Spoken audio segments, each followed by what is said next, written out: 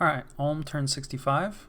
Continuing to do our arcane probing. We actually found a moon mirror this turn. I think it's just astral. We'll maybe double check. It might be a special one. And then, yeah. Had some misses as well. Finally shut off the gargoyle production, as I've been threatening here for a few turns. Still getting, some more birds in. Obviously, been losing some of those to, dudes in robes. So we're going to need some more. And then caught a lot of different battles, including a couple of our own. So yeah, this is just Vanheim, just those barbarians, no problem. One Van Jarl sent it in. I think this one might be kitted. Let's take a quick look. This is you can see why he was able to clean out those barbarians no problem. So yeah, again, just shows the advantage of having really useful thugs. And then we had a battle on top of Macone's fort here. So let's go ahead and take a look and see how that went. And he brought a lot of stuff out here. So I think we've seen a lot of this. I don't think we've seen these guys before. I think these are a blood summon. I'm not sure, but yeah, they have no protection. They have 2 attacks, so that's kind of cool. They're undead, so they have all the advantages and problems of that. Decent skills, definitely somewhat killy. But yeah, not the most concerning summon, but he's got quite a few of them. And then he's got a ton of these sages, probably from that Citadel of the Lore Master. And he's brought them out. Probably going to see a relatively big communion. We've seen this Crystal Sorceress before. She's the one with this gear. So yeah, that's probably gonna see some soul slay and stuff. That's gonna be rough. He's got some guys in the back here, probably to catch any flyers. Just a mixture of his gigantes and human hoplites. And then he's got a couple casters out in front. Not sure what this sage is doing out in front. But we've seen these flame focused staves before, so he's going to get some fire evocation coming down from these guys. He's even got one of these circle masters, probably from some event. He's been twice born, so even if we kill him, he'll come back.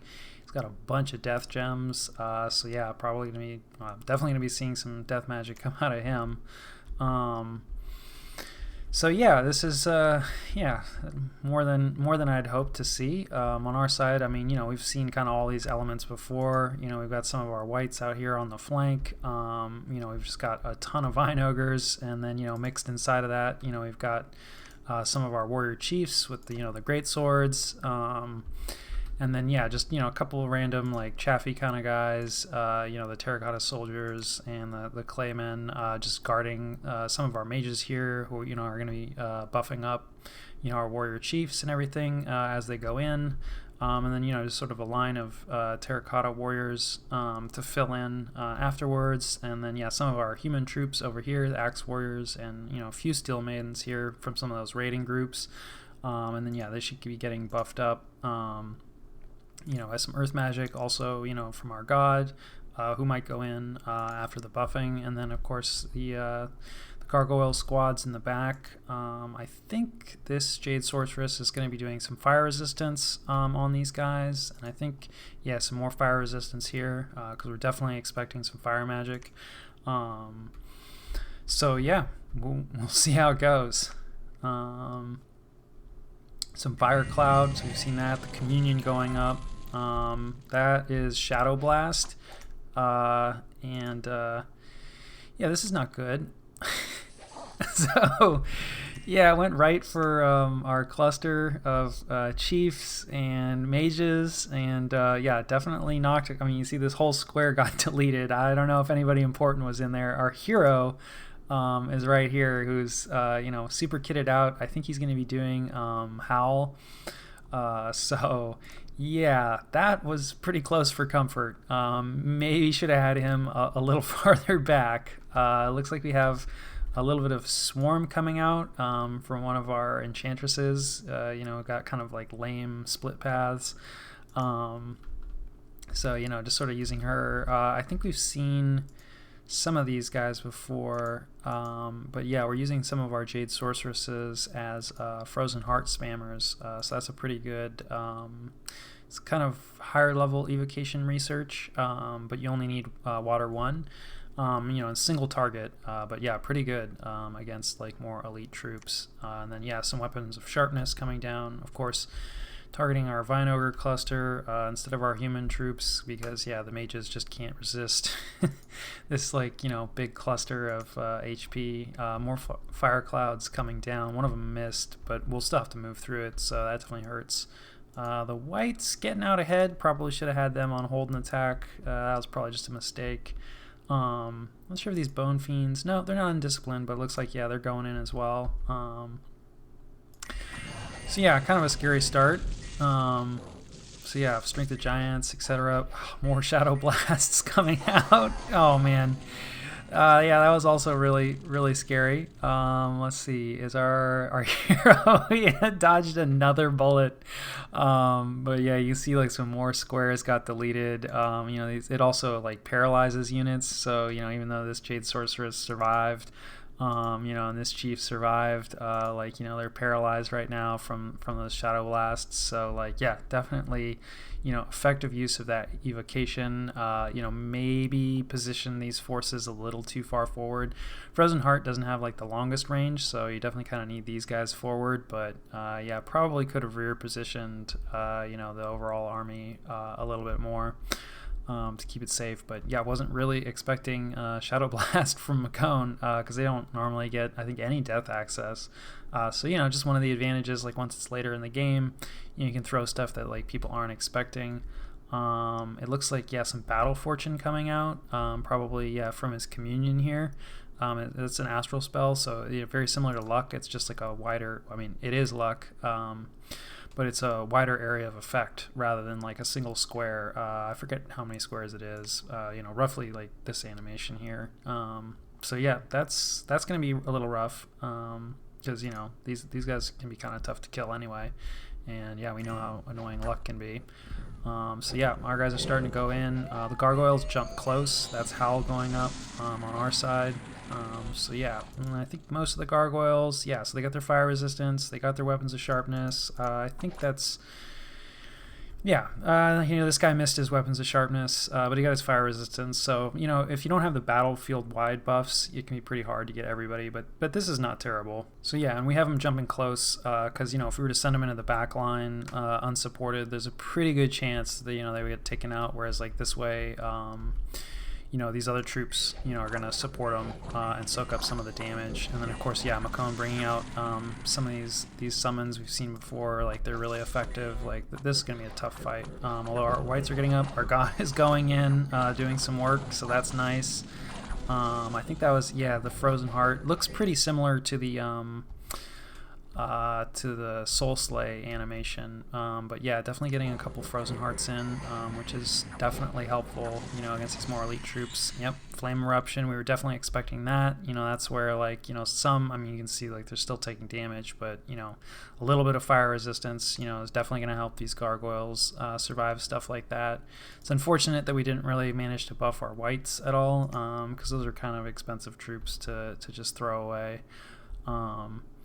Yeah, he's also casting some opposition, so that is like an astral spell, and it's coming out from his communion, so we can see like, okay, so there's, yeah, quite a few communion slaves here, and then like at least a couple masters, so it looks like, yeah, this guy's also a master. But anyway, yeah, opposition, it targets magic beings specifically, and it's sort of like a kill spell for magic beings. So yeah, that's definitely like one of the spells that can make it, you know, kind of a disadvantage to using a lot of magic beings. But I mean, it's single target only, and we have a lot of magic beings. That's definitely another reason that, like, you know, if we only had our gargoyles, you know, then for sure that opposition would target our gargoyles. But since we also have the ogres, who are also magic beings, you know, they might get targeted. And it's just, you know, a good reason that it's like, if you're going to have units of a particular type, it can be nice to have, you know, some cheaper, you know, chaffier units of that type to sort of like spread out, you know, some damage. So yeah, you always want to bring your chaff. So yeah, this is looking like it's going pretty well. I mean, we outnumber them by quite a bit. Some Blade Wind coming out, that definitely hurts. It looks like, unfortunately, our chiefs aren't really making contact. Maybe a few of them. Yeah. It's more that probably like flame eruption, really hurting. A little more like swarm spamming coming out. You know, our mages are mostly done at this point because they're focused more on like buffing. Yeah, more blade wind really hurts. Like our vine ogres, they don't really have great protection, and our axe warriors. This is definitely a case where like probably should have gotten. I think we have the research for marble warriors at this point, and that would have been nice to see. You know, on our human troops. In fact, like, yeah, I don't know where our maidens went. You probably either... Oh, yeah, it looks like maidens might have been set to attack rear. But yeah, you can see, like, they didn't really get any protection buff, you know, whatsoever. So that did not go very well for them. He had, you know, more than enough bodyguards to deal with all that. So yeah, we've pretty much eliminated the front line here. So yeah, this is his prophet. But yeah, sort of like a super combatant sort of setup. But yeah, I mean, it looks like we're getting through it. He doesn't really have any regeneration, so we should be able to chip our way through. And then, I mean, his protection is good, but you know, weapons of sharpness is like really going to help cut through that. It looks like he's also, yeah, ethereal, so you know, he's buffed up. From his astral communion, and that's definitely a really nice pickup because we do not really have a ton of magic weapons. I don't think weapons of sharpness helps with that. Yeah, you know, still just regular attacks. So that's going to be really annoying to cut through. Hopefully, you know, this is kind of why like our chiefs are mixed in. He's trampling around, so, but yeah, you can see once the chiefs get in, you know, doing some good damage. Like, yeah, he's routed now. So yeah, usually you want, you know, especially for these later battles and bigger battles, you know, you want something mixed into your armies that's going to be able to deal, you know, with some of like the really nasty super combatants. And now we're getting our own blade wind spam coming in, you know, hitting some of our own guys, but also hitting some of these squishier casters. Our god doing work back here. So you know, that's cool. So yeah, I mean, you know, this is another advantage of having flyers. I mean, it's not great that we're attacking these guys because they're going to be gone after the battle anyway, but you know, flyers are able to kill routers really effectively, you know, which can be really useful because you know, then that's, you know, guaranteed units you're not going to have to see in later battles. So you know, if you have a really slow army, sometimes, you know, you can get a win, but then, you know, a bunch of the enemy escapes. So you know, having flyers for that really helps. So yeah, we found a bunch of gear. Some of this is ours. Some of this, you know, is his. You know, we killed pretty much everything. You know, he's gonna get that circle master back, which is unfortunate. Yeah, it's kind of interesting that it didn't show him getting any kills. Because I mean, I don't know. I'm pretty sure he got some kills. So that's a little weird. But yeah, I mean, one of his crystal sorceresses escaped, and a few other things escaped, but, you know, pretty much completely wiped this out, so that's good. Now, in the bad news department, so yeah, we lost one of those antlered shamans, probably to the Shadow Blast. I don't know, maybe not. We lost some adventurers. We don't really care about them.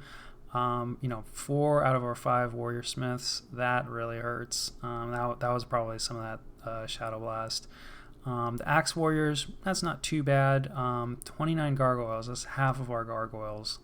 That really hurts. You know, that's a lot of earth gems. And you can see, like, they did the majority of the killing, really. Let's see, did our Frozen Heart Spammers, 7 kills. Like, hopefully those were, you know, high value targets. Not 100% sure on that. Well, you know, I don't know. I'm not sure how effective that was.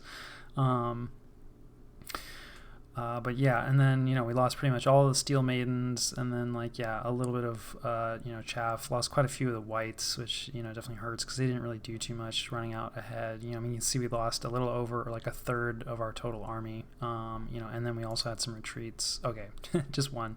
Probably, like, a Steel Maiden, like the lone one that survived. So, I mean, a good win, for sure, but, yeah, definitely hurt. You know, it would have been nice if, he'd sent this against, you know, Hinnom, but can hardly complain. You know, we're making a huge attack, so definitely makes sense that he sent it against us, and, like, yeah, that hurt. And then, yeah, we caught a bunch more battles, you know, in this ongoing war between Helheim and Maverni, and we actually caught, like, a little bit of Yomi. So let's take a look at this battle in Arcosophale, because that's probably going to be somewhat important. You know, anytime, yeah, it's a capital, people usually bring quite a bit.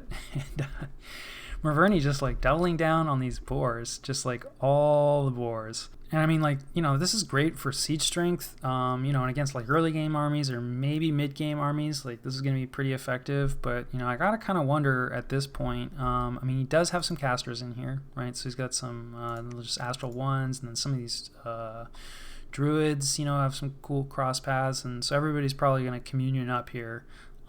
So, you know, hopefully his casters will be able to deal with whatever. Let's take a look at what Helheim has, and then like, yeah. So I mean, you know, we know all about these sacreds, and then, you know, he's got a couple of these jade sorceresses in here. This might be some foul vapors, actually. You know, we've seen a setup, we've seen this exact setup before. We've used this exact setup. So yeah, I'm not sure it's the same one, or are they all kitted? Looks like they're all kitted like that, so maybe not some foul vapors. I don't know why you'd need to cast it like 3 times. So yeah, we'll see. And then yeah, he's got like one of these golems, you know, with some pretty nasty gear here. And then like, yeah, a bunch of casters like sort of clustered around. I think there's a good chance that all of these sacreds are actually just like set on like guard commander. So yeah, I mean, these boars, they are size 4, right? Because they're the blessed and they've been enlarged. And so they are going to be able to trample. You know, these guys are only size 3. In fact, I think everybody except the golem. The golem won't be able to be trampled, so that's cool. But yeah, so I mean, this could work, you know, from Maverni. So let's see. Let's see if all the boars, you know, I think they're undisciplined. Yeah, so, you know, they're just going to go in and they're going to try to trample. So let's see what we have going on here. Ooh, Army of Giants. I think that's what's coming. Oh, and mass protection, too. From these jade sorceresses. So yeah, mass protection, like we've talked about that a little bit. You know, it's just that battlefield wide bark skin. You know, so that's going to boost his protection up, which isn't going to help so much like against the tramplers. You know, it certainly won't hurt. But it looks like he also is casting Army of Giants, which is like a kind of an AoE spell, like Enlarge. So yeah, so he's enlarging like a bunch of his troops, which is a great idea, because like, yeah, now they're size 4. And so like, okay, not everybody got hit by it, so definitely like some people are still at risk. Looks like, yeah, quite a few people. Well, yeah, I mean, yeah, he got decent coverage. So anyway, yeah, none of these guys can get trampled by the boars now. So yeah, you know, again, Helheim like clearly thinking this through. And then yeah, okay. More spells coming out from Helheim. So yeah, that was Wailing Winds. We've talked about that. And then, of course, we've seen Darkness before. So, I mean, you know, these boars, not that they had great skills, like, to begin with, but, like, now just, like, forget about it. Like, their actual attacks, and they're just going to be getting hit, like, a ton. And then, of course, like, Wailing Winds is going to be pretty effective, like, against this massive boars who, you know, have been starving. Like, Maverni clearly, you know, hasn't really bothered. I mean, this is like so much to try to keep supplied. But yeah, I mean, arguably maybe could be using like smaller groups of these, you know, and maybe some supply items. Because like, yeah, I mean, this is really going to hurt, you know, like having, you know, they're getting a pretty nasty, you know, debuff to their morale here. And so like Wailing Winds is going to be super effective against this. So yeah, you know, Helheim is, it's looking scary again. I don't think these boars... Let's see. I think that was some mass protection on Maverni's side. Yeah. So, you know, they all have bark skins. So, I mean, that's cool, I guess, you know, but I don't think it's really going to make it... I mean, it's not a bad plan. But it's not going to make a difference here, I don't think. And yeah, the Golem's just going in. He doesn't care. He can't get trampled. You know, and then he has this Astral Shield up. And so, like... I don't think, yeah, animals tend to have really poor magic resistance, and I believe it's a magic resistance check to prevent yourself from getting stunned from the Astral Shield. So, like, yeah, I think this Golem is going to be just fine against, like, basically infinite boars. And, of course, since they're enlarged, you know, you can only fit one of these boars in a square, so he's not even going to be able to surround, like, the Golem with all that many boars, you know, and get all that many attacks in. And then, you know, with the darkness and everything, now he's just throwing out some lightning because, you know, just really just needs to, you know, cause some morale checks. Like, you know, with this Wailing Winds, like, you know, all these boars, like, they're going to run, I think, before long. You know, they can't... You can see they're doing a little bit of trampling. Like, yeah, I think that might have been a hell hurting. Like, yeah, that guy's screwed. So these guys that didn't, get their size boosted are definitely in trouble. But I mean, I think he managed to get like most of them, and I mean, like, yeah, he just needs his core to survive here. And I think these, yeah. So there's already, some boars routing, like, yeah, a lot of boars routing. They're probably like in a couple different squads, but like, yeah, you can see like they're just running. And then of course, like, he's gonna lose a ton of these in the retreat. So yeah, I mean, hey, it's cool that there's all these boars. It's fun to see, but Maverni's gonna need more. I don't even know what those casters were doing. I guess mass protection. They probably use the communion for that, but it's like mass protection like on a bunch of boars. Yeah, you're gonna need more than that to take Helheim down, I would say. So I don't know. Maybe he hasn't seen like Helheim fighting. But yeah, this doesn't look very convincing. From Maverni here. So yeah, that went really badly. And I mean, at the end of the day, like these boars are probably like really cheap. I mean they are summons, but like I don't think we've seen him lose a bunch of boars before, and like a ton of boars again. So not the end of the world. I mean he did lose like roughly half of his casters that he brought out, which I mean these guys aren't like particularly expensive. I don't even think they're like cap only, and like these guys are really cheap. So in terms of like gold loss and everything, like not too bad, but it's like, I mean, Helheim lost like 3 sacreds. So I don't know. This just, yeah, you can see that like numbers and dominions, it's like it doesn't necessarily matter. It oftentimes is about like the quality that you can bring. So yeah, that didn't go great, but not the end of the world for Maverni. He might just be testing Helheim's defenses, and certainly like if Helheim hadn't enlarged, that definitely could have worked. So not the craziest plan, but yeah, I think Helheim is too good for just boars. And so yeah, from Yomi we have just some Dione, and we haven't really seen him in action, so they're just up against some barbarian PD. And then yeah, this looks like, I think he's got the same kit on both of them. Yeah, kind of just pretty standard thug or super combatant kit, I would say. Like a little bit of boost to the magic resistance is never bad, and then he's increasing their protection, which is good, especially because they can boost themselves even more. And then just like a classic Frostbrand Vine Shield like combination. So yeah, not particularly expensive kit, but definitely solid. And then yeah, they just these Dione, they always like spawn wolves, which is kind of cool because they come with like their own chaff that like helps.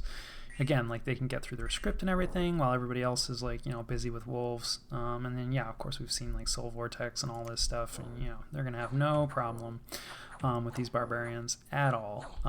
So yeah, so that's cool. Yomi definitely looking at least competent. With his super combatant use. Not really challenged here, so we'll see in the future. But yeah, definitely going better so far from what we've seen for Yomi as compared to Maverni. And then Maverni has another battle on another capital. So he's going for 2 capitals that Helheim has like right away. And I don't even think I realized that Helheim had eaten Mictlan.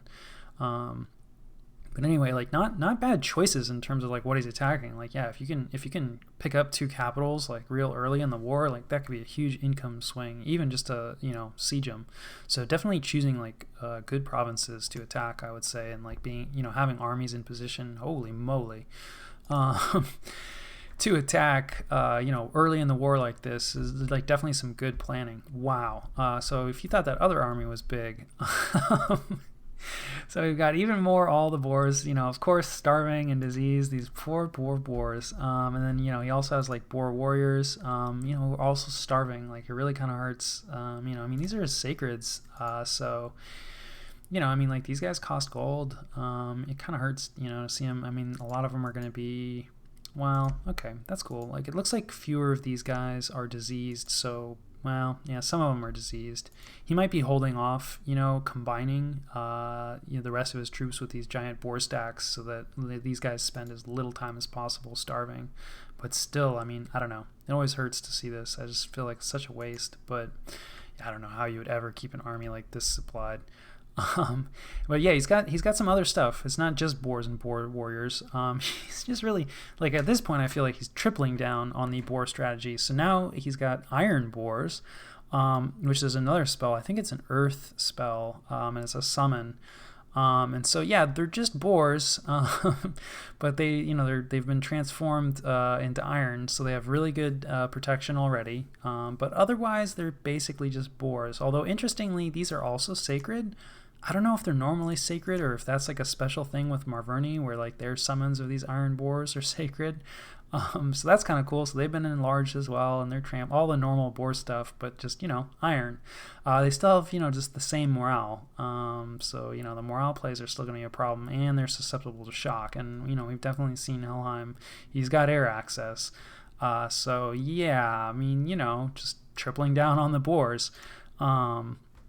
And then he's got his sacreds here now. So this is definitely a larger and scarier force. And then yeah, there's a yeah, I think this is the same king. Yeah, with the same kit mixed in here. So, I mean, we've seen him do work before. He's definitely a scary super combatant. So, like, that's cool having him mixed in.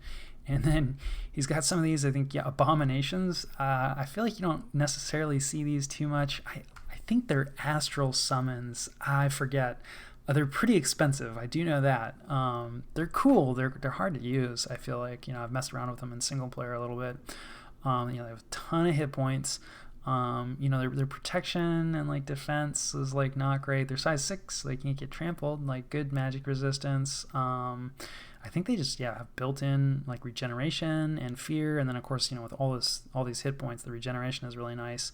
And then they have all these like life drain, like magic attacks. But then they have this gaze of death. And like it's this big old beam, and it does pretty much as described. You do not want to be in this thing's path, although definitely very easy to get some friendly fire. Gaze of Death does not care whose side you are on. So yeah, I don't know. We'll see what they manage to get up to. Definitely like I don't know, cool stuff. He's just throwing everything in the kitchen sink, and then I don't know, from Helheim, okay, so this is definitely some commitment. This looks like he's got, so this is one of the Air Queens. Is it just the one? I think he's got two Air Queens, 3 Air Queens maybe? Can't really tell. You know what, hang on, let's all this mirror image. Yeah, so he's got 2 of the Air Queens, so like that's kind of scary. And you see like pretty much, I would definitely not try to summon any of the elemental royalty at this point. I would say they're probably all out. So yeah, and you can see like she's a really high level air caster, so she gets 1,000,000 of these images. There you go. And so like you can see it's gonna be really difficult to land hits on her. And then she's got this air booster. You need air 4 already to forge it, and it costs 25 air gems. So like this is pretty hard to get a hold of. Definitely a little risky bringing it out into combat. This would be something like I would love to get a hold of this because I can't really make this. So always a little scary bringing out boosters like this. But it's on elemental royalty, and like she's kitted out. So, and she probably won't be going in. She'll be casting most likely. Maybe, who knows? She could be casting a lot of different stuff. But like not really a lot of troops. I think this is probably just like PD up here. And then, okay, so he's got some Ivy Kings. That's cool. So they look like Vine Ogres, and they're good at summoning Vine Ogres, because they're Ivy Lords. But they're commanders, and they're nature mages, and it looks like he's got them kitted out basically as super combatants, which I've never actually seen before, but they have a lot of hit points. And their skills aren't, this one's a hero.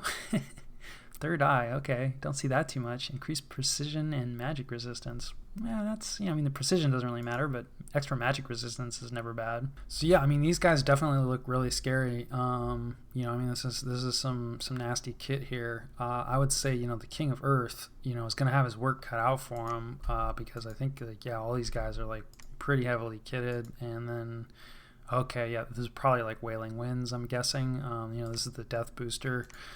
He's got death gems here, and he's got a Troll King here. Is a good earth caster who's been boosted. This is maybe like Curse of Stones, probably. because you know he's got some penetration gear, so kind of doing the same thing that McCone was doing, and probably going to be pretty effective here because you know, I mean, these boars again, like their magic resistance is just like really poor. You know, so with the penetration gear and everything, even though like Curse of Stones is a pretty easy spell to resist normally, you know, with his high levels of earth and his penetration gear and the fact that what he's targeting, you know, their MR is so low, I think this is going to work out pretty well if that's what he's doing. So yeah, I mean, again, you know, we're seeing it's like, okay, you know, can a few elites, you know, just take on just everything? So yeah, I don't know. We'll see how it goes. And a lot of this can't be trampled. So yeah, let's see. Okay, so there's a storm going up. Yeah, okay, so darkness, yep, wailing winds, you know, we've seen all that before. That was obviously like, you know, really effective, you know, against the boars. Let's see, Rage of the Cornered Rat. I think, yeah, that causes animals to go berserk. I don't know if it's army-wide. It doesn't look like it. So yeah, I mean, not a bad thing to spam out, right? Like at least, you know, a couple of these guys are going to go berserk and won't run away. And yeah, there's the Curse of Stones, right? So I mean, like, yeah, like we can just, I mean, I'm not going to click on all these boars, but I mean, just from like a random sampling, let's see, maybe some of the boar, even the boar warriors, you know, like have it. So like, yeah, I would say that was a super effective casting of Curse of Stones here. And then yeah, not the storm, like probably Wrathful Skies, I'm thinking. When it's cold like this with the natural storm, uh-oh, getting some lag. But yeah, when it's cold like this with natural storm, you don't actually get like the rain effect. So I don't think it actually makes fire magic any more fatiguing and kind of interesting. So rain is like maybe a little worse when it's cold, but you know, he probably doesn't, you know, there's no real fire magic happening here. He wants that storm for Wrathful Skies, so he's getting, you know, double the number of lightning strikes. So like still definitely an excellent cast, and like obviously like, yeah, the lightning has plenty to target here, and then especially like these, well, not this guy. I should probably click on not as many things because yeah, my Dominions client is very unhappy with this battle. Okay, so yeah, anyway, I'm not going to click on them, but yeah, the iron boars are, you know, susceptible to the lightning. But I mean, you know, everything is gonna just hate the lightning. Let's actually slow it down a little bit here. That'll you know, help my computer out. So I mean, you know, the boars are going in. Let's see, what else do we have? Some iron warriors, phantasmal army. I'm not sure who that's from. I don't know if Marverni gets any air. Okay, yeah, so it was coming from Helheim. So then, you know, that's kind of cool, just like a little bit of chaff, you know, to sort of slow the boars down, give them something else to trample. Most of his guys can't get trampled, but there are a few casters in here. I don't think they've been enlarged, so like at least a few of these guys like can get trampled, but most of them don't have to worry about the trample. You know, certainly like the elemental royalty, the air queens. You know, I mean, they can still take damage from. Actually, no, they won't even try to trample them, so they'll just be doing like their regular attacks. And then, yeah, it looks like, okay, yeah, some of these guys have routed already. In fact, yeah, it looks like most of them have routed already. And I mean, you know, that's not very surprising, right? It's like, you know, they're starving, Wailing Winds is up, they're getting just absolutely hammered by lightning. Yeah, you can see the boars here, just not very effective against like this level, you know, of magic and elites. So somewhere in here, yeah, there's a King of Elemental Earth way back here. But yeah, I mean, that's the problem, right? It's like, you know, this is an HP route, no doubt. So I mean, it's like, you know, he never even got, with his low combat speed and everything, like he never even got close to being able to do anything useful, you know, before like enough boars died to trigger like the overall route, you know, of the entire army. So that's kind of unfortunate. You know, I mean, a few of these sacreds have berserked, so you know, they're still going to try to move forward and attack, but I mean, you know, they got the Curse of Stones, and like, you know, this guy's really messed up from starving and being diseased. And okay, interesting. So the abominations are still going. I don't think they're normally berserkers. Are they? No, they're not animals. So maybe that Rage of the Cornered Rat, I thought that only did animals, but maybe not. There are other ways, I think, to cause units to berserk. Although, yeah, this guy's not berserking, so maybe it isn't like a full HP route, you know, for Marverni's entire army. And then, yeah, I don't know, I guess, I mean, this guy's got morale 30, so it's kind of surprising, you know, that he routed. What about these guys? These abominations? Yeah, because they only have morale 17. Of course, yeah, okay, now this guy's routed. So, yeah, and then this guy is routed. And then, yeah, this guy's routed. So he managed to berserk one of them. It's interesting. Still shows his routing, but, you know, morale 99 because he has, like, the berserk. So, like, yeah, he's still going to move forward and try to do stuff. Yeah, I don't think these sacreds are really going to be able to do anything. You know, I mean, it's dark, so, like, like, look at this guy's skills. Oh, I mean, you know, just with the disease and everything, and, like, yeah, forget it, you know. So these, like, Ivy Kings, you know, are absolutely going to destroy anybody who manages to get up. You know, probably a few more Phantasmal Army castings, you know, to just help fill out, like, a little bit of chaff. Like, not that he really even needs it. So yeah, we'll see if this guy gets to get up and use his Gaze of Death attack. It'd be kind of cool to see that in action.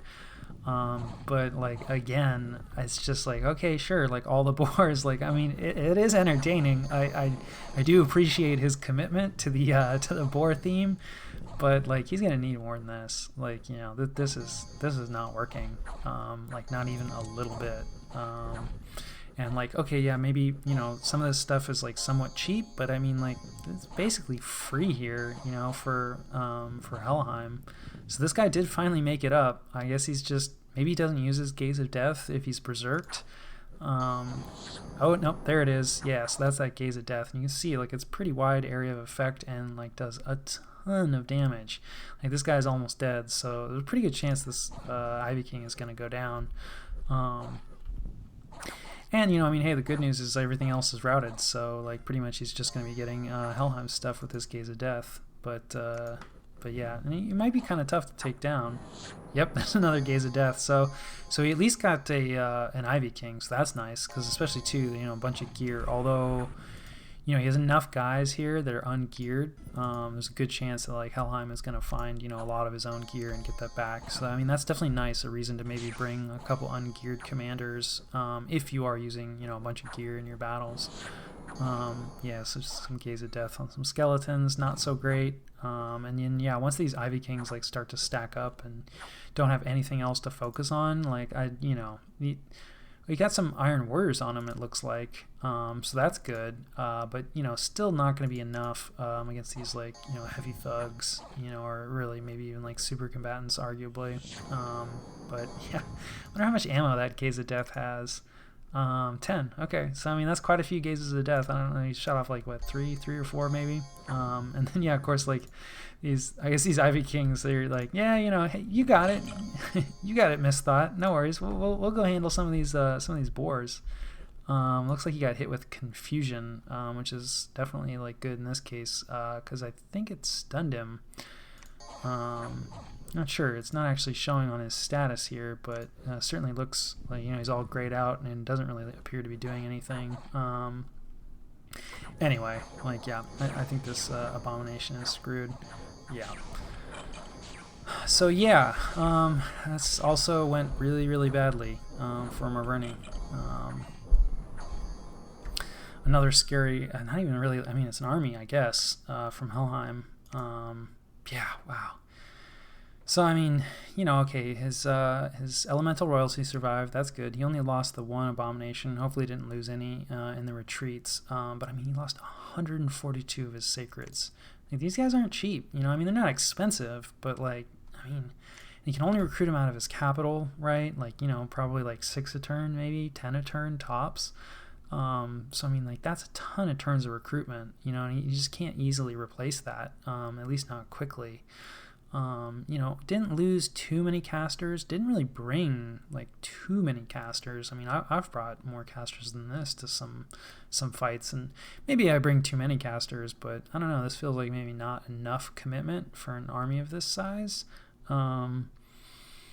But yeah, I mean, his losses were huge. And I mean, okay, so he got one of these like cap only commanders. That's definitely nice. Not sure how he went down. Maybe he got trampled. We saw how one of those Ivy Kings died. So that's nice. These Ivy Kings are not cheap to summon in. I think, around like 30 nature gems or something. So like that's definitely a significant loss. That hurts. And then he lost like 3 Van Jarls who, like, they're not cheap, but like, he's got plenty of Van Jarls, like, no doubt. So like, yeah, didn't really lose a whole lot. He brought 21 units against 792 and like no problem. So yeah, wow, just again, Helheim, just looking really scary. This does not look like it's going very well, for Marverni. So yeah, maybe don't want to jump into this right away. Like, on the other hand, like, Helheim is only going to get scarier, if he was to defeat Marverni completely, and Yomi, or honestly just either one of them, and take their land, like, forget it. Like, there would be no way I could stop him. So it might be like sort of a now or never thing, even though it's like, okay, this isn't going very well. It's like, if we don't stop Helheim here, like, he'll probably just win. So, not thrilled to see like these huge losses like this. But may still jump in. But we have our own business. So I think this was just a raid. So Axe Warriors marching on, that's fine. And then it looks like more battles here between Marverni and Helheim. And so this is Helheim attacking. Looks like just a raid. Yeah, really budget raid. And just up against PD. I think we know how this goes. So yep, Van Jarls, they're good. And then okay, so this is an assault, I think, on Niflheim's throne by Helheim. So let's take a look at this. Alright, so I think, we've seen a lot of these elements from Helheim, these sea trolls. He's got some ghouls, sort of his chaff. We've seen some of these ether warriors. They're pretty good. They just have like built-in moonblades, so they would really tear up our gargoyles, for example. They're ethereal, and then he's got like some of these kind of better wolves. So like that's cool. And then another air queen here. So I think that's a full sweep for the air queens for Helheim. So like that's rough. And then some penetration gear, so that's kind of interesting. Not really sure like what she's going to be casting. And then let's see, like a few Van Jarls, with some air gems. So I don't know. And then I think there's some Sea Kings in here. Lifelong protection. We've seen him before. They both have lifelong protections. So I mean, these guys are really scary. So let's see what Niflheim has here defending this. Not a ton. So I mean, he's got some of these Rimvetti out in front. They are destined to die, no doubt. Hopefully they will hold the gap long enough for whatever all this is planning on doing. So I mean, the Jarls, no gear, sadly. Okay, a little bit of gear here. A Moonblade as well on this side. And this guy's fully geared out. Let's see. I think this is a unique item. Certainly I'm not familiar with it. So it gives them fear, which is pretty good. And then it'll petrify attackers, which is really good. I mean, Helheim's MR is pretty good, so we'll see. But definitely like petrification can just be an automatic kill. And then I don't think we've seen this before. This Elixir of Life, pretty pricey. 20 gems. I mean, slowing down the aging, not really going to matter for the Jarls, but it gives him extra life. So if he dies, he comes back. I don't think he keeps his gear. Not sure on that. Definitely the elixir goes away. Once it resurrects him. But yeah, that's definitely some nasty gear. Not sure why he's got Starshine Skullcap. This is an astral booster. I mean, I guess it does give him a little bit of head protection. I guess Niflheim might really be down to it in terms of like gems and things he can forge, I guess. And then this is the like the throne where you get sages out of. So he's been getting some sages and some lore masters as well. So the sages we've seen before, they're the Astral One mages. And I mean, they're okay. I mean, they can do all the normal Astral One stuff and maybe join into a communion. And then we definitely haven't seen these lore masters, and like they're kind of they're weird. They can get like paths in like anything, and so. And I think they can get up to 4 maybe, but it's not guaranteed. Like you can see this guy's got 3 paths, but like this guy only got 2. So like they're really, really random. I don't love them. I think they're guaranteed astral though, so that is nice. Because yeah, it does look like they're, well, nope. So yeah, they're not even guaranteed astral, because I was going to say, if they're guaranteed astral, then at least they can always enter a communion, and do like whatever, like random stuff. But yeah, they just get really wide and like really shallow path access. And then the other thing is that, they're really expensive. I don't know. I don't really love them. But anyway, he's got some, and a lot of them have astral. So yeah, we're probably going to see some sort of like crazy communion come up here. Part of the problem with communions that have like all these different random paths is that like any off-path casting, because he's probably going to be using like all these sages as his communion slaves, and they only have astral. So like all this other random stuff is considered off-path for these sages, and so they're going to take a ton of extra fatigue, and he's probably going to burn out this communion fairly quickly, although like he does have a little bit of blood, so like hopefully we're going to see like a reinvigoration, which just gets rid of like all of a caster's fatigue, and then whatever you cast on a communion master that's like a personal effect also applies to the communion slaves, so they'll also have their fatigue removed. So definitely a good thing to mix in like kind of at the end of your script to give your communion a little bit more longevity, assuming you have it available. But yeah, I would say this communion, this is a pretty tall order for them to take out. So let's see what, yeah. So massive communion coming down here. Then, some imps coming in. I think they managed to get a poor, I mean, these sages, right? Like no protection, like they're just old men. So, the imps coming in is going to be real nasty. A little bit of Legions of Steel there, try to keep those Rimvetti alive a little longer. Darkness, kind of standard. Storm, probably going to be seeing Wrathful Skies here from Helheim. Let's see, but what is this madness doing? Okay, Power of the Spheres. There was a Curse of Stones. I think that, yeah, that came from the lore master, one of these lore masters. But I mean, it's like, he doesn't have any penetration gear or anything, right? And like, yeah, Helheim's stuff is not just a bunch of boars. So like they have, you can see there was an Aether Warrior. Where did he go? Yeah, okay, well, what the heck? This isn't a crocodile. This is a mage disguised as a crocodile. I was wondering, like, why does he have like one crocodile? Well, so there's a spell that you can cast, Transformation, and use nature gems, and you can turn your mages into just a variety of mostly animal chassis, a few others, I think. It's kind of a cool spell. So I mean, they take no upkeep. So like it is kind of a cool way to reduce your gold cost. Of course, it does mean that they turn into animals, right? So they have crappy MR now, and are affected by like any animal specific spells. So definitely some people don't really like it, because you're kind of spending gems to kind of make your mages worse. I mean, you lose slots probably. Like this crocodile is, you get a variety of results, some better than others, and I think your luck scales affect it. So it's like if you're casting transformations in a province that has really good luck scales, you're more likely to get a good result. And then there's also a chance anytime you cast transformation that I think the mage just gets like feeble-minded or goes insane, or like just turns into like a foul spawn and loses all of its access to magic.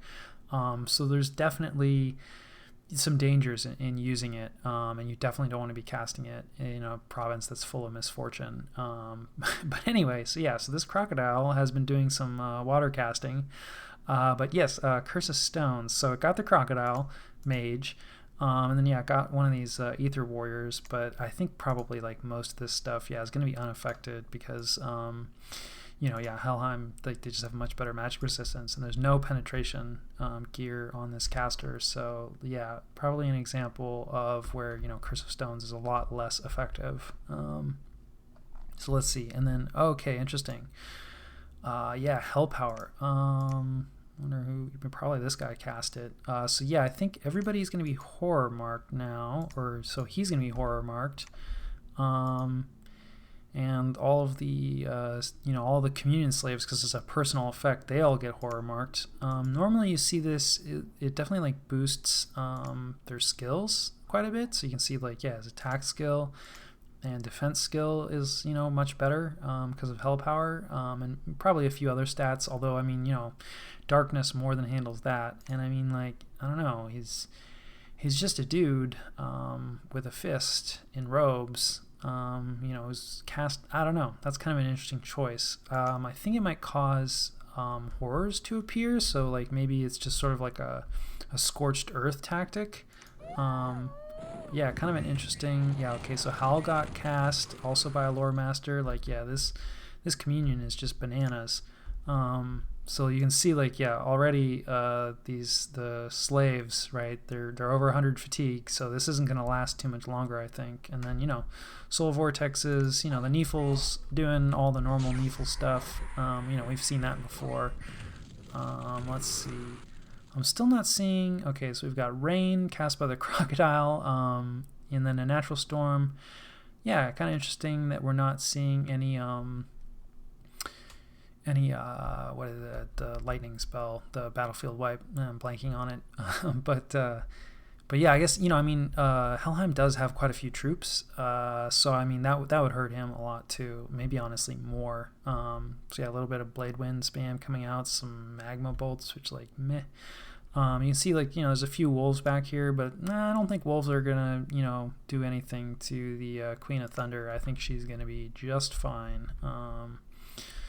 So yeah, I mean, you know, Howl is like never terrible, but okay, there's reinvigoration. I think that's that blood spell that cancels out fatigue. Yeah, okay, cool, because, you know, these sages are back down where they were briefly to no fatigue. So that was definitely a good move, you know, help keep this crazy communion alive a little bit longer. But I mean, I don't even think they really got a lot of self buffs. Yeah, still like no protection, like, I don't know, is this guy, no, he's a master, why does he have, wow, like, so I mean, even though he's not asleep, just like between old age and darkness, like, this is just an old man in the dark who is about to get torn apart by wolves. Yeah, there they go. Okay, so there are a few horrors showing up, but like, yeah, I mean, you can see, and I mean, they're just popping too, probably somewhat from the Nephal Jarls, right? Like, they have their soul vortex up, you know, and that's gonna like soul drain these old men, like, no problem. So yeah, I don't know. It's a few horrors in here, you know, but I mean, like, yeah, this Nephal was like fighting some horrors. I mean, the horrors are just gonna attack everybody. Like, yeah, here's another horror that was attacking the Nephal Jarl. Like, yeah, I don't know. This doesn't really feel like a great use of that communion to me. But, you know, I mean, like, this was always going to be really hard to stop. You can see there's just the lifelong protection. They can't fly because of the storm, so they're waddling over. Oh shoot, I missed this guy. So like this is one of the Nephal Jarls that was twice born and died. Maybe one that we killed, actually. I can't remember. So yeah, you know, we'll see how he does. You know, I mean, he's got all of his buffs up and everything. They kind of all do. See how many. Doesn't really have any gear though. Yeah, how's our geared guys? Basically fatigued out. That's kind of unfortunate. I'm not sure how that happened. Let's take a look and see which. I don't remember which one was the. So let's see. It looks like they're pretty standard. Kind of buff script. Yeah, you can see like their auras and stuff. Oh, he's hitting blood slaves there. Yeah, this all looks pretty standard. So I guess just. You know, his gear, you know, is like too much. I don't think he's getting hit with any other fatigue effects. So yeah, we're just down to the Jarls, which, you know, we've seen that before. And I mean, they're pretty good. But I mean, yeah, he's got some pretty nasty super combatants in here, and these ether warriors, like, they have 30 magic damage, and then he's pretty shock resistant. Yeah, I think on most of these. Okay, this guy's broken. Yeah, he's no gear, and he only has the shock resistance from the bless, and he's been getting poison from something as well, and we know they don't handle poison too well.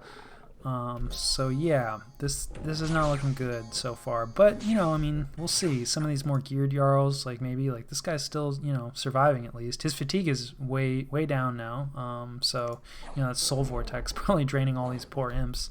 And then yeah, Helheim has a couple of these summer lions. They're like fire summons. They're not bad. They've got like ethereal, decent skills and everything. Yeah. Oh, they don't care about. They must have spirit sight. Nice. So they don't care about darkness. They're a little pricey. But yeah, definitely like a better summon in terms of quality. It looks like this guy can't really escape because the sea trolls have surrounded him. So yeah, I mean, I think really like mostly like it's gonna be these ether warriors, and then the sea kings that are most likely to actually be able to kill these Jarls. So it looks like this Jarl got stunned somehow and is definitely taking a lot of damage. Possibly, okay, yeah, one of these Van Jarls has been pretty heavily kitted out with one of these gate cleavers, which again, is probably what's doing like all this damage. And then yeah, that spirit helmet is hitting him with lightning and stuff. I think this wolf has been petrified. It's not showing it, but that's definitely what it looks like, so probably gonna die. And then I think, yeah, this is another route. Do we have no wailing winds here? But I mean, yeah, I didn't really need it. Possibly this is an HP route. Let's see. Yeah, I don't think so, because I think an HP route will route undead as well. And yeah, this guy has not routed yet. And that's one advantage of the undead. Like, they have, I think, basically perfect morale, most of them.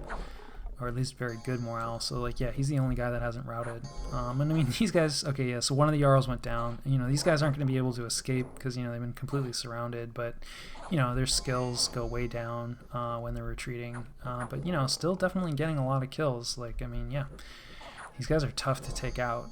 We have plenty of experience at that. So yeah, it looks like he managed to get another one. But yeah, this guy, I mean, with his full gearing, I almost would have put the gear, on the white mage. I don't know. There's definitely spells that can specifically target undead, so, you might have been worried about that. Helheim has a lot of death access, so certainly could cast, some anti-undead spells. Looks like this guy is just casting, he's doing like Falling Frost, and we've seen that Hand of Death before, really good, like point blank, especially against some of these elites. And like, honestly, all like the random chaff, like the imps and everything are kind of just providing like a constant source of food, for his soul vortex, just giving him more health, and more fatigue. Although it does look like he managed, got stunned, maybe some lightning. Yeah, he's got some shock resistance, but 10 is just not enough to keep you 100% safe. But yeah, definitely struggling to take these Jarls out. This is gonna hurt. Okay, this guy managed to get free, and yeah, he's just headed out. So now we're down to just the white mage, who has taken an affliction. Let's see, weakened. Yeah, that's not the end of the world. Like a little bit of strength, he's got plenty of that. So yeah, it looks like there's some drain life coming out. That's definitely pretty effective. But I mean, he's got regeneration, which oh yeah, it's on the bless. Yeah, and he's still sacred. With 100 hit points, like he's gonna take more than just a couple casts of drain life to kill this guy. And he's just Hand of Death, like just sucking up some imps and everything. And yeah, unfortunately, let's see. So we still have one Sea King that's alive, and he's definitely somebody that might be able to kill him. Although even for him, he's gonna need some help probably.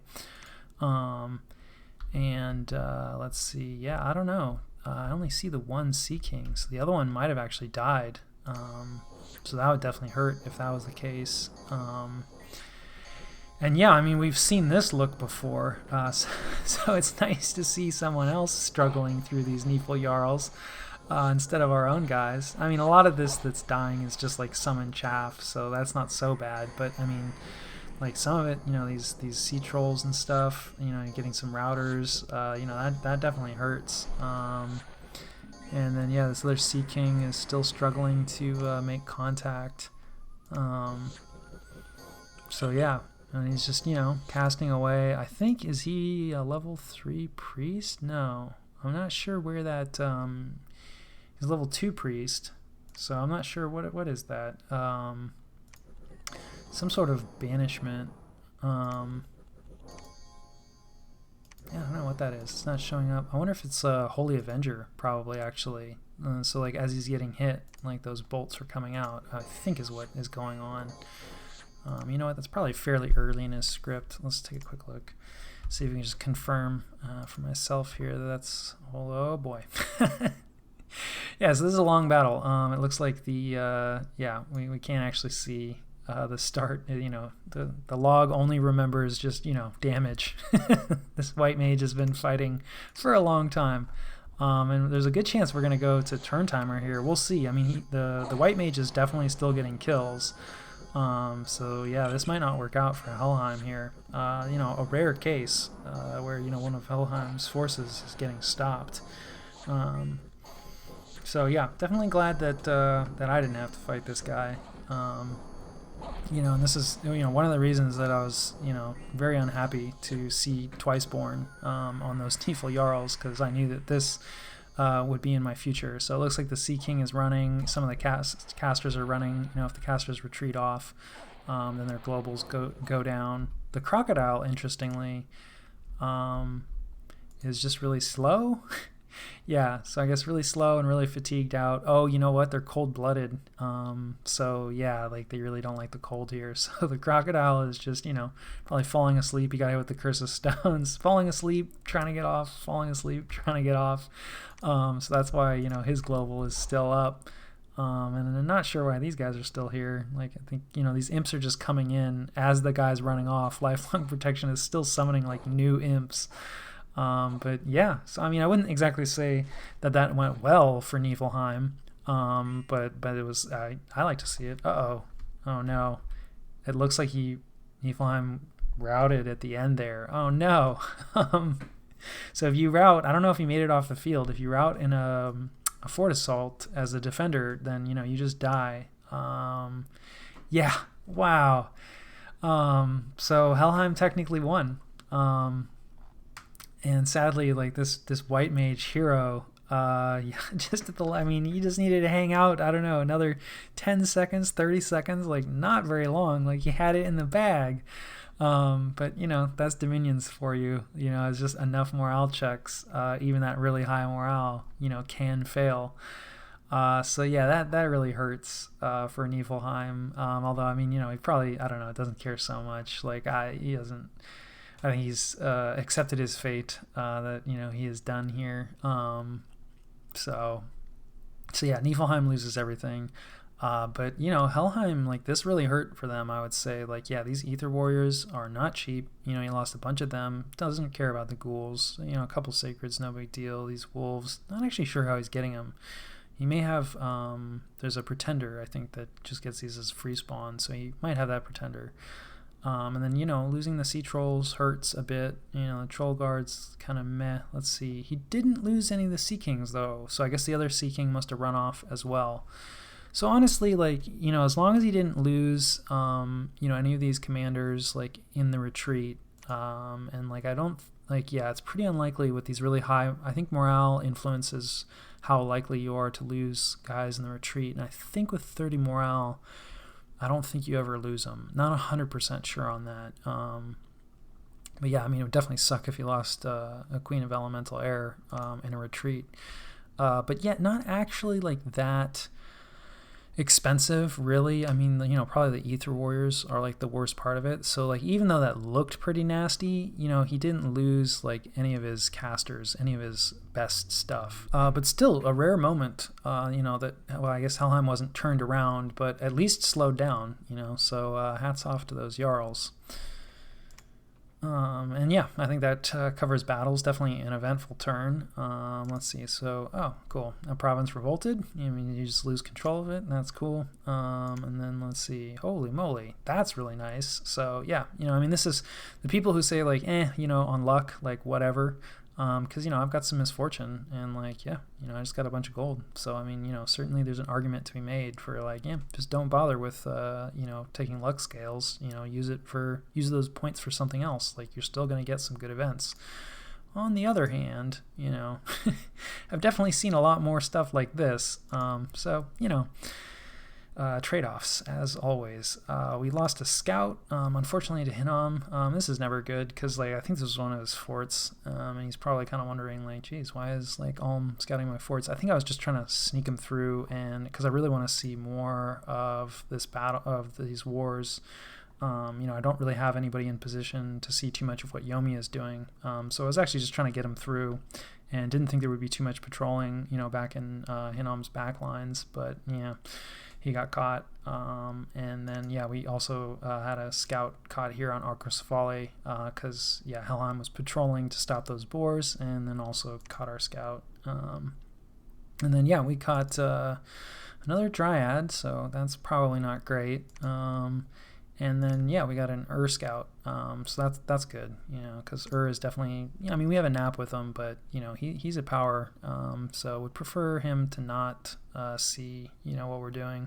Unfortunately, like this is a place where we're building our fortification, so we have like an actual force here helping to cover, and they're just patrolling because they don't really have anything else to do at the moment. But yeah, I would say that is one advantage of just patrolling with garbage, like these Blackhawks or Wolves, and not patrolling with your good stuff. Because now, with this scout, he gets to see oh, okay, he's got gargoyles, he can see kind of what I'm actually using.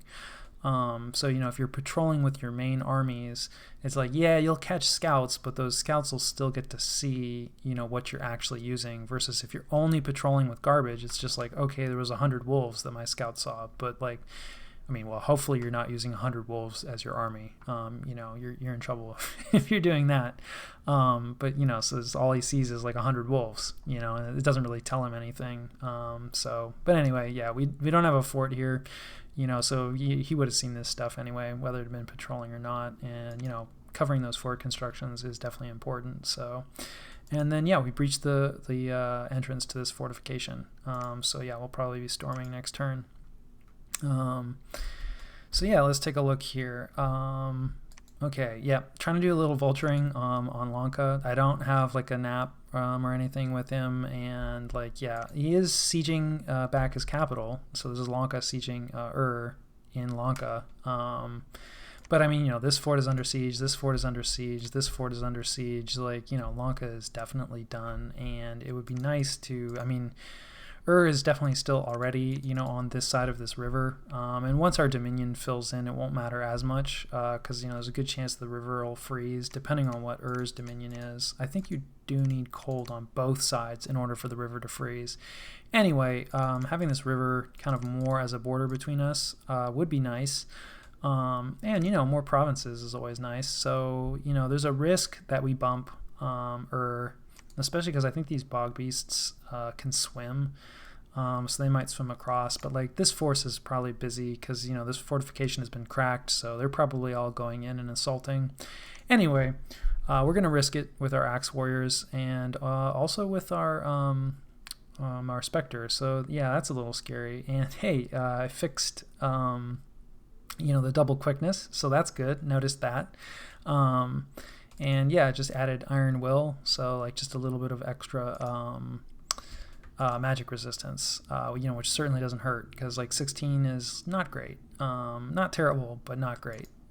So yeah, that's an improvement there. A little risky, but not too worried about the bog beasts. I think their main thing is they do a lot of poison, and this guy doesn't care about poison, so he should be fine. So yeah, let's see. And then sending these axe warriors on top of this fort to try to lock it down. And that's definitely a little risky, but I don't think there's much left in here. I think it all came to fight in this battle, so we should be able to lock that down. And I don't think there's too much province defense here. And then we're actually attacking this province as well with this Spectre that we moved in. Because, it doesn't really look like, now this should be a much safer move. And, there's not too much province defense here, so it should be fine. And then let's see here. We're also attacking out, let's see, with, just some Axe Warriors and, some of our archers. So, again, sort of a lower commitment force. Don't mind too much if we lose this.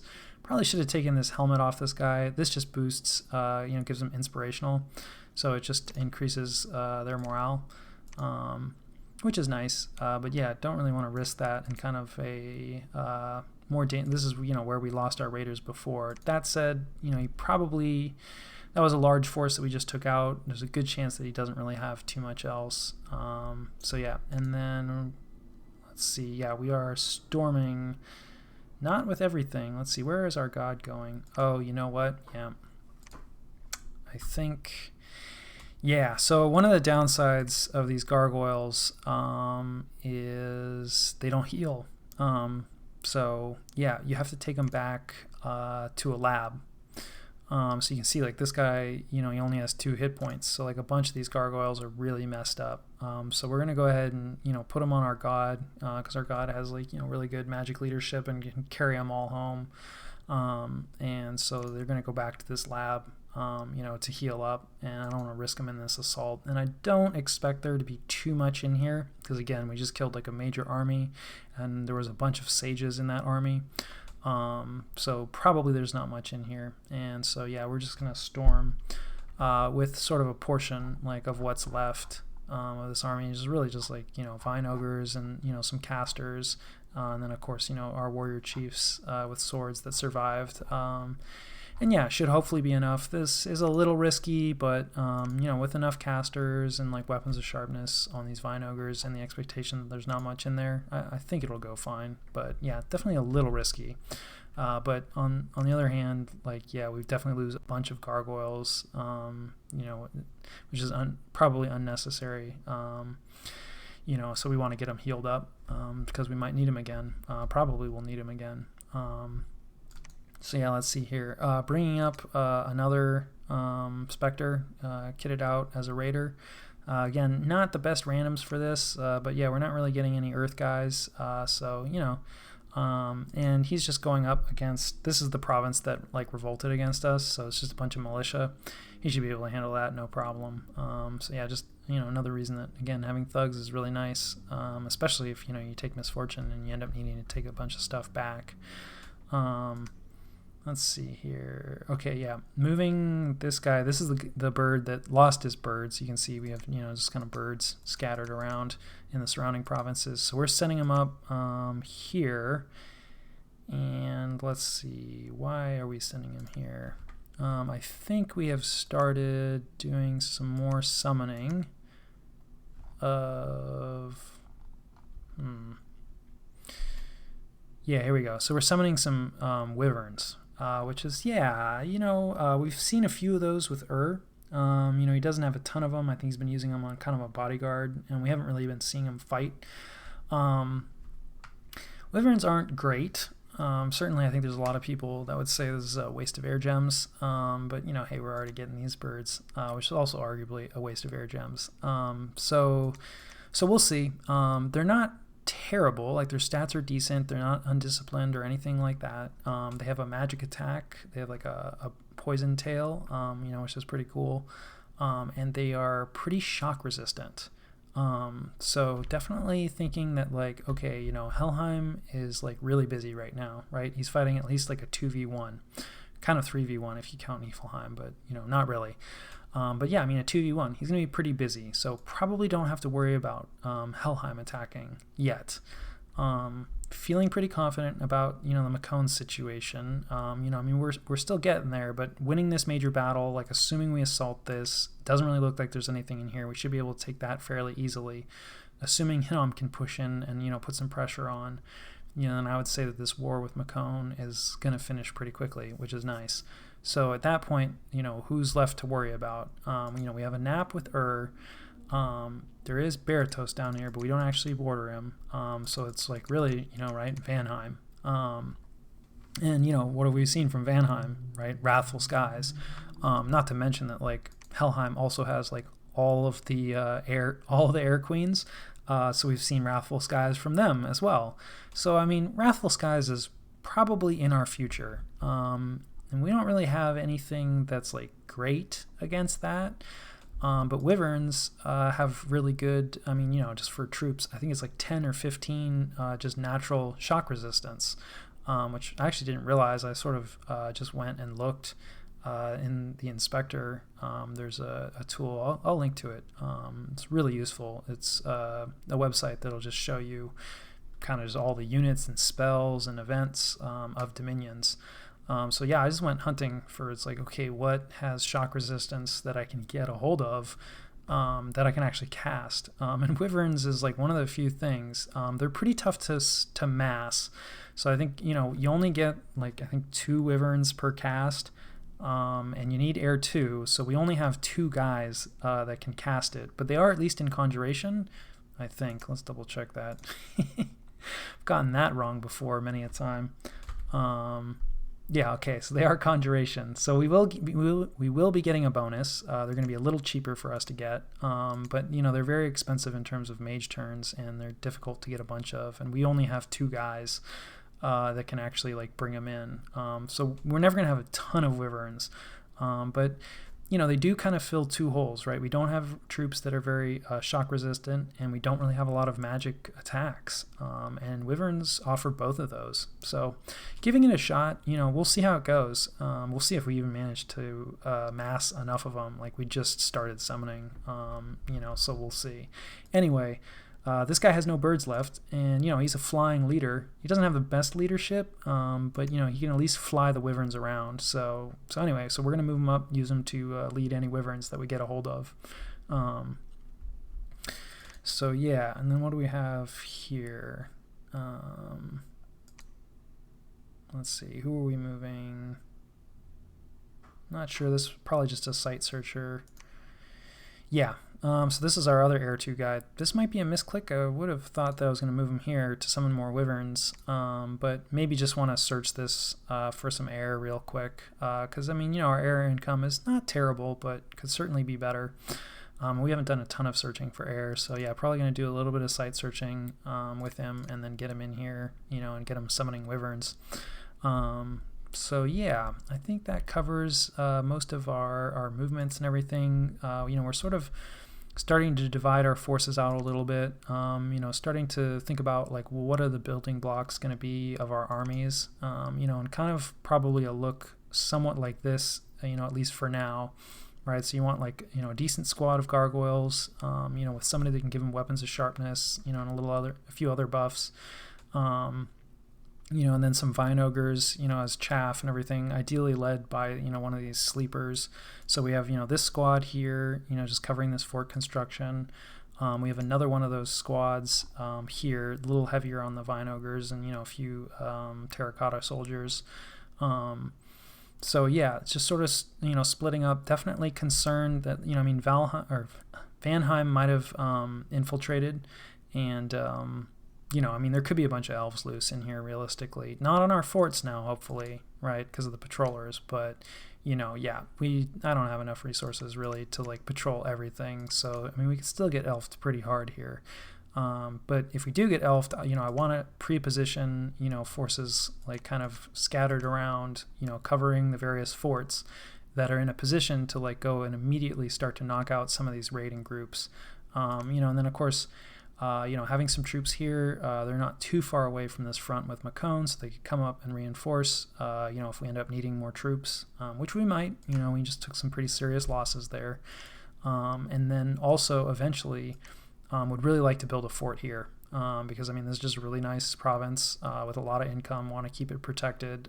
It's centrally located, so it's just a good place for a fort. Other than the fact it has pretty low resources, but it has enough connections that we will own that should be offset by a good amount. So yeah, probably eventually we'll be using this force to move over here and cover a fort construction here. So yeah, I think that covers it. Like otherwise, just pushing scouts around. It does look like Yomi is fairly active here. That wasn't like some really deep raid. So like yeah, Yomi is looking pretty big as well. I mean, you can see like he's all the way up here and all the way down here. I don't know how wide he is. Obviously we've seen Maverny extends, probably roughly out to here.